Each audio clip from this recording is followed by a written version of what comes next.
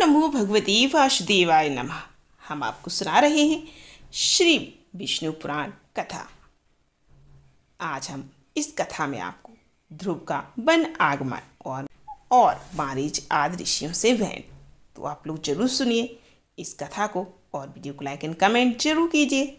श्री पराशर जी बोले, हे मैत्रेय, मैंने तुम्हें स्वयं भुवन के प्रियव्रत एवं उत्तानपद नामक दो महान बलवान और धर्मज्ञ पुत्र बतलाए थे। हे ब्राह्मण, उनमें से उत्तानपाद की प्रेयसी पत्नी सुरुचि के पिता का अत्यंत लाडला उत्तम नामक पुत्र हुआ। हे द्विज, उस राजा की जो सुनीति नामक राजमहिषी थी, उसमें उसका विशेष प्रेम न था। उसका पुत्र ध्रुव हुआ। एक दिन राज सिंहासन पर बैठे हुए पिता की गोद में अपने भाई उत्तम को बैठा देख ध्रुव की इच्छा पिता की गोद में बैठने को ही, किंतु राजा ने अपनी प्रेयसी सुरुचि के सामने गोद में चढ़ने के लिए उत्कंठित होकर प्रेमवश आए हुए उस पुत्र का आदर नहीं किया। अपनी सौत के पुत्र को गोद में चढ़ने के लिए उत्सुक और अपने पुत्र को गोद में बैठा देख सुरुचि इस प्रकार कहने लगी, अरे लल्ला, बिना मेरे पेट से उत्पन्न हुए किसी अन्य स्त्री का पुत्र होकर भी तू व्यर्थ क्यों ऐसा बड़ा मनोरथ करता है?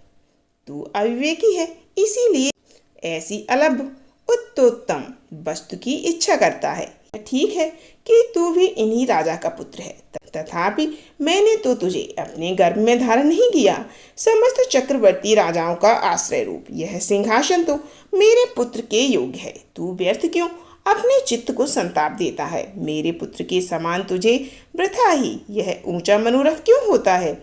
क्यों तू नहीं जानता कि तेरा जन्म सुनीति से हुआ है? श्री पराशर जी बोले, हे द्विज, विमाता का ऐसा कथन सुनकर वह बालक कुपित हो पिता को छोड़कर अपनी माता के महल को चला गया।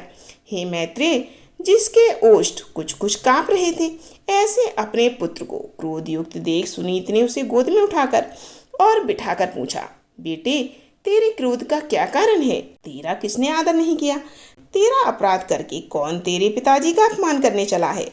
श्री पराशर जी बोले, ऐसा पूछने पर ध्रुव ने अपनी माता से वे सब बातें कह दी जो अति गर्वीली सुरुचि ने उसके पिता के सामने कही थी। अपने पुत्र के सिसक कर ऐसा कहने पर दुखनी सुनीति ने खिन्न चित्त और दीर्घ निश्वास के कारण मलिन नयना होकर कहा। सुनीति बोली, बेटा, सुरुचि ने ठीक ही कहा है। अवश्य ही तू मंदभाग्य है। हे वत्स, पुण्यवानों से उसके विपक्ष ऐसा नहीं कह सकते।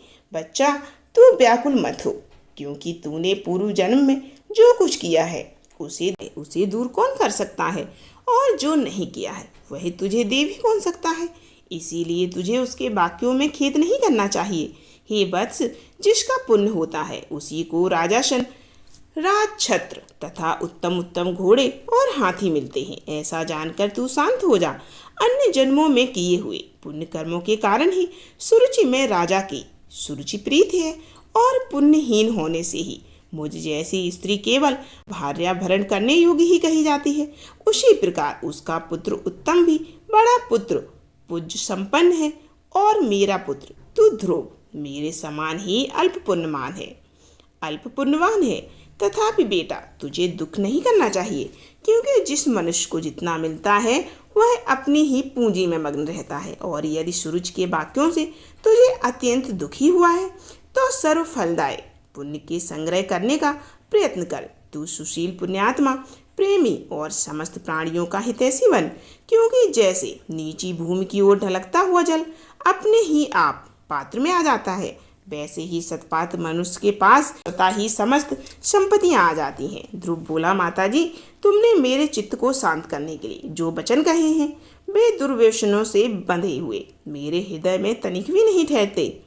दुर्वाक्यों से बिंधे हुए हृदय में तनिक भी नहीं ठहरते। इसीलिए तो अब वही प्रयत्न करूंगा जिससे संपूर्ण लोकों से आदरणीय सर्वश्रेष्ठ पद को प्राप्त कर सकूं। राजा की प्रेषी तो अवश्य सुरुचि है, और मैंने उसके उदर से जन्म भी नहीं लिया। तथापि हे माता, अपने गर्भ में बड़े हुए मेरा प्रभाव भी तुम देखना। उत्तम जिसको उसने अपने गर्भ में धारण किया है मेरा भाई ही है। पिता का दिया हुआ राजासन वही प्राप्त करे। भगवान करे ऐसा ही हो। माताजी, मैं किसी दूसरे की दिए हुए पद का इच्छुक नहीं हूँ। मैं तो अपनी पुरुषार्थ से ही उस पद की इच्छा करता हूँ। इसको पिताजी ने भी प्राप्त नहीं किया। श्री पराशर जी बोले। माता से इस प्रकार कहकर ध्रुव उसके महल से निकल पड़ा। उधर फिर नगर से बाहर आकर बाहरी उपवन में पहुंचा। वहां ध्रुव ने पहले ही आए हुए 7 मुनीश्वरों को कृष्ण मृग चर्म के बिछौनों से युक्त आसनों पर बैठे देखा। उस राजकुमार ने उस सबको प्रणाम कर अति नम्रता और समुचित अभिवादन पूर्वक उनसे कहा। ध्रुव ने कहा, हे महात्माओं, मुझे आप सुनीत से उत्पन्न हुआ राजा उत्तान पद का पुत्र जाने मैं आत्मग्लानि के कारण आपके निकट आया हूँ। ऋषि बोले, राजकुमार, अभी तो तू 4-5 वर्ष का है। अभी तेरे निर्वेद का कोई कारण नहीं दिखाई पड़ता। तुझे कोई चिंता का विषय भी नहीं है, क्योंकि अभी तेरा पिता राजा जीवित है। और हे बालक, तेरी कोई इष्ट वस्तु खो गई है तो ऐसा भी मुझे दिखाई नहीं देता। हाँ, तथा हमें तेरे शरीर में भी व्याधि नहीं देख पड़ती। फिर बता, तेरी ग्लानि का कारण क्या है? श्री पराशर जी बोले, तब सुरुचि ने तुमसे जो कुछ कहा था वह सब उसने कह सुनाया। उसे सुनकर वे ऋषिगण आपस में इस प्रकार कहने लगे, अहो, छात्र तेज कैसा प्रबल है, जिससे बालक में भी इतनी अक्षमा है कि अपनी विमाता का कथन उसके हृदय से नहीं टलता। हे क्षत्रिय कुमार, इस निर्वेद के कारण तूने जो कुछ करने का निश्चय किया है, यदि तुझे रुचे तो हम लोगों से कह दे। और हे अतुल तेजस्वी, यह भी बता दे कि हम तेरी क्या सहायता करें, क्योंकि हमें ऐसा प्रतीत होता है कि तू कुछ मुझसे कहना चाहता है। ध्रुव ने कहा, हे दुष्श्रेष्ठ, मुझे न तो धन की इच्छा है न राज्य की। मैं तो केवल एक उसी स्थान को चाहता हूँ जिसको पहले कभी किसी ने न भोगा हो। हे मुनिश्रेष्ठ, आपकी यही सहायता होगी कि आप मुझे भली प्रकार ये बता दें कि क्या करने से वह सबसे अग्रगण्य स्थान प्राप्त हो सकता है। मारीच बोले, हे राजपुत्र, बिना गोविंद की आराधना किए मनुष्य को वह श्रेष्ठ स्थान नहीं मिल सकता। अतः तू श्री अच्युत की आराधना कर। अत्रि बोले, जो परा प्रकृति आदि से भी परे हैं, वे परम पुरुष जनार्दन जिससे संतुष्ट होते हैं, उसी को वह अक्षय पद मिलता है। यह मैं सत्य सत्य कहता हूँ। मारीच बोले, हे राजपुत्र, बिना गोविंद की आराधना किए मनुष्य को वह श्रेष्ठ स्थान नहीं मिल सकता। अंगिरा बोले, यदि तू अग्र स्थान का इच्छुक है तो जिन अव्यात्मा अच्युत में यह संपूर्ण जगत ओतप्रोत है, उन गोविंद की आराधना कर।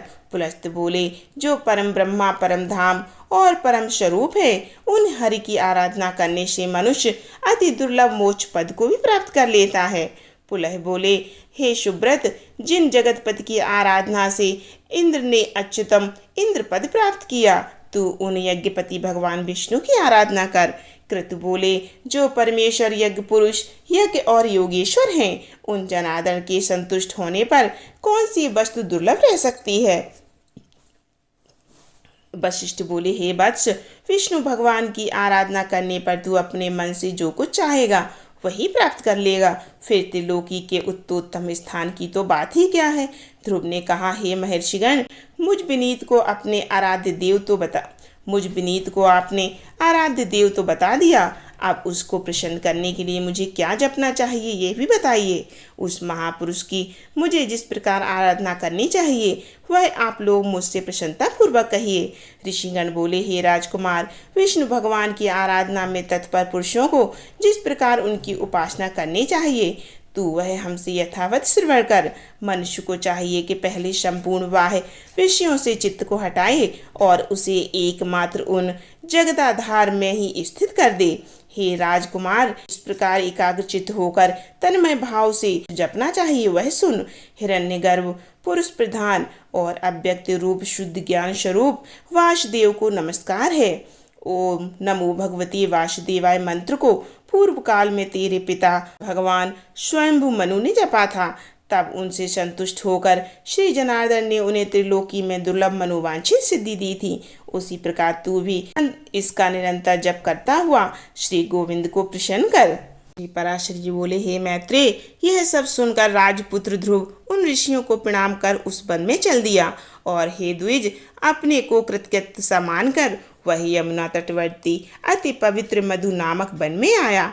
आगे चलकर उस वन में मधु नामक दैत्य रहने लगा, इसीलिए वह इस पृथ्वी तल में मधुवन नाम से विख्यात हुआ।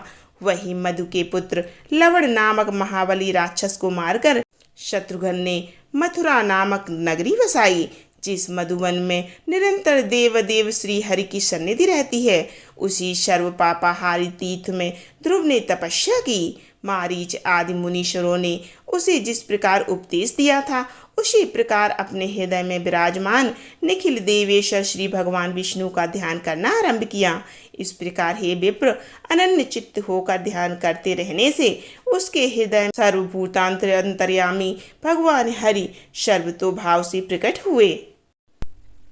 हे मैत्रेय, योगी ध्रुव के चित्त में भगवान विष्णु के स्थित हो जाने पर सर्वभूतों को धारण करने वाली पृथ्वी उसका भार न संभाल सकी। उसके बाएं चरण पर खड़े होने से पृथ्वी का बायां आधा भाग झुक गया और फिर दाएं चरण पर खड़े होने से दायां भाग झुक गया, और जिस समय वह पैर के अंगूठे से पृथ्वी को बीच से दबाकर खड़ा हुआ तो पर्वतों के सहित समस्त भूमंडल विचलित हो गया। हे महामुने, उस समय नदी, नद और समुद्र आदि सभी अत्यंत क्षुब्ध हो गए। उनके क्षोभ से देवताओं में भी बड़ी हलचल मच गई।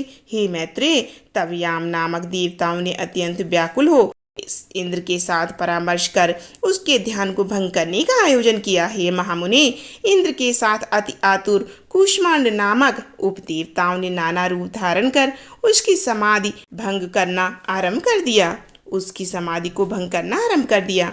उस समय माया ही से रची हुई उसकी माता सुनीति नेत्रों से आंसू भरे उसके सामने प्रकट हुई और बोली, हे पुत्र, ऐसा कहकर करुणायुक्त वचन बोलने लगी। बेटा, तू शरीर को घुलाने वाले इस भयंकर तप का आग्रह छोड़ दे। मैंने बड़ी बड़ी कामनाओं द्वारा तुझे प्राप्त किया है।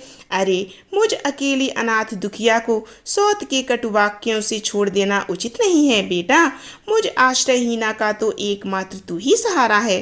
कहाँ तू 5 वर्ष का तू और कहाँ तेरा यह अति उग्र तप। अरे, इस निष्फल क्लेशकारी आग्रह से अपना मन मोड़ ले। अभी तो तेरे खेलने कूदने का समय है, फिर अध्ययन का समय आएगा, तदंतर समस्त भोगों के भोगने का, और फिर अंत में तपस्या करना भी ठीक है। बेटा, तुम सुकुमार बालक का जो खेल कूद का समय है, उसी में तू तपस्या करना चाहता है, तो इस प्रकार क्यों अपना सर्वनाश करने में तत्पर हुआ है। तेरा परम धर्म तो मुझको प्रसन्न रखना ही है, अतः तू अपनी आयु और अवस्था के अनुकूल कर्मों में ही लग मोह का अनुवर्तन न कर और इस तप रूपी अधर्म से निवृत्त हो। बेटा, यदि आज तू इस तपस्या को न छोड़ेगा तो देख, तेरे सामने ही मैं अपने प्राण त्याग दूंगी। श्री पराशर जी बोले, हे मैत्रेय, भगवान विष्णु के चित्त स्थिर रहने के कारण ध्रुव ने उसे आंखों में आंसू भरकर इस प्रकार विलाप करती देखकर भी नहीं देखा। विष्णु पुराण कथा का अगला अध्याय जरूर सुनिए और वीडियो को लाइक एंड कमेंट जरूर कीजिए। अगली वीडियो में हम आपको बताएंगे कि आखिर कैसे ध्रुव ने प्राप्त किया भगवान विष्णु को।